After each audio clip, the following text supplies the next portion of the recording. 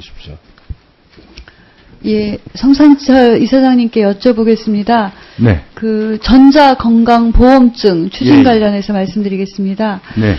그 전자건강보험증 연구 용역 하셨죠? 예. 예.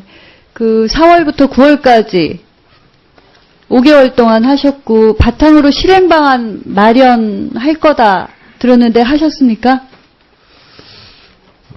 앞으로 계획이 어떻게 되십니까? 머지않아 이제 그 용역 결과가 보고가 될 것으로 알고 있습니다. 그래서 그것을 보고 신중하게 검토를 해야 될 사항으로 그 건보공단이 실행 방안을 마련해서 공청회에 거쳐서 법령 개정 추진해서 내년부터 시범 사업을 실시할 계획이다. 예. 이렇게 나와 있는 걸 본 적이 있는데요. 네. 제가 좀 결론적인 걸 여쭤볼게요. 전자건강보험증과 전자주민증과 어떤 것이 개인정보 보호에 있어서 더 큰 의미를 갖고 있을까요? 어느 걸 더 중하게 취급해야 될까요?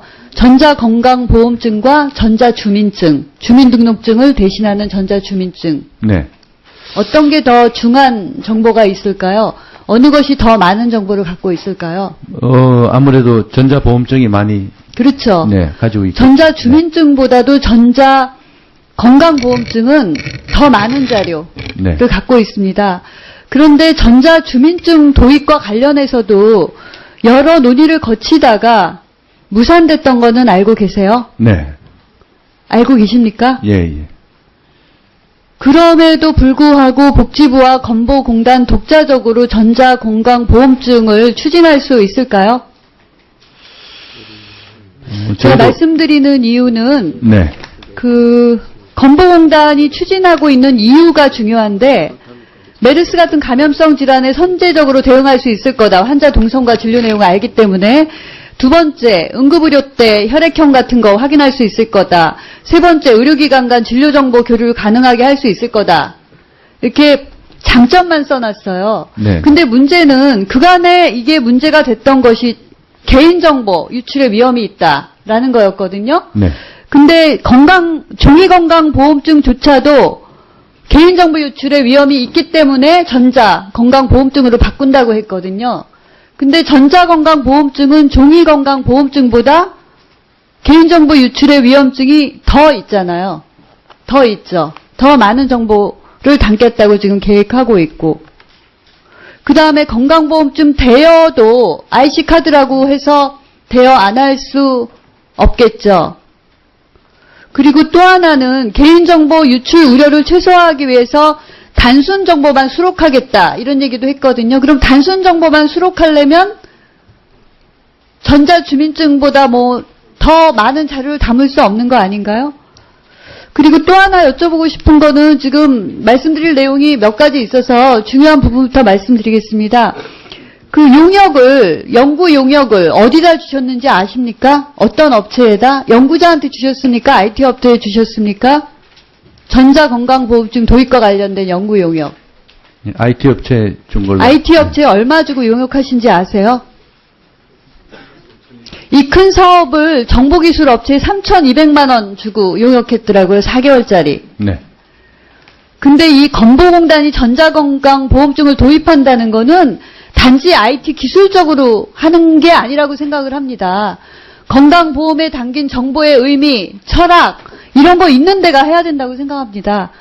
6천만 원으로 공고했다가 3,200만 원에 계약 체결한 단지 기술적인 것만 하는 사람이 4개월 동안 한 거 보고 검토해서 공청회하고 법안 마련하고 내년부터 시범사업하겠다. 이렇게 졸속 추진해도 되는 건지 정말 염려돼서 말씀드리는 겁니다. 네.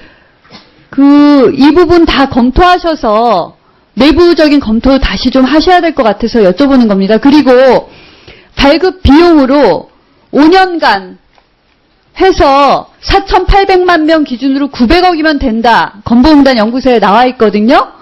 근데 독일만 하더라도 7천만 명 발급하는데 1조 8천억 든다고 했거든요. 네. 인구 감안해도 어떻게 10분의 1 비용으로 할 수 있다고 얘기를 한 건지 우리 아무리 IT 기술이 발달해도. 그래서 비용은 900억 드는데 누수 비용 등 재정 절감 효과는 연간 7천억 절감된다 이렇게 하는데 재정 절감되는 7천억의 근거가 없어요. 그래서 저는 좀 전자건강보험증 도입을 하기 위해서 그냥 하고 싶은 목적만 나열하고 개인정보 유출에 대한 가능성이라든가 그 범정부적인 그 소통이나 관계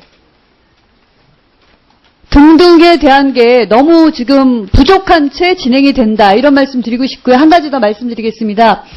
메르스 관련해서는 사회보장 정보 시스템에서 6월 1일부터 4일까지 긴급하게 시스템을 도입해서 심평원에 질본이 파견을 가서 심평원에서 만들었죠, 원장님. 네.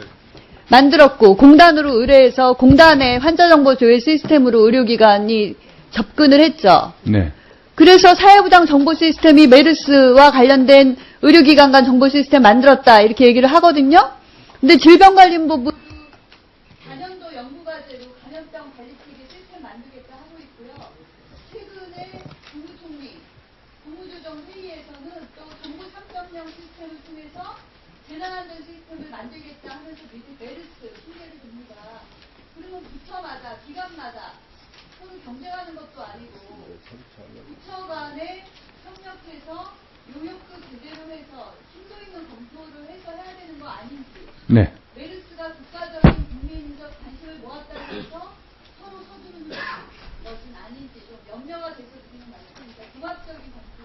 네네. 잘 알겠습니다. 의원님께서 지적해 주신 말씀을 포함해서 저희들이 또 선진국의 예를 벤치마킹을 이미 했고 뭐 신중하게 다각적인 검토를 해서 또 복지부와도 협의하고 신중하게 하도록 하겠습니다. 네.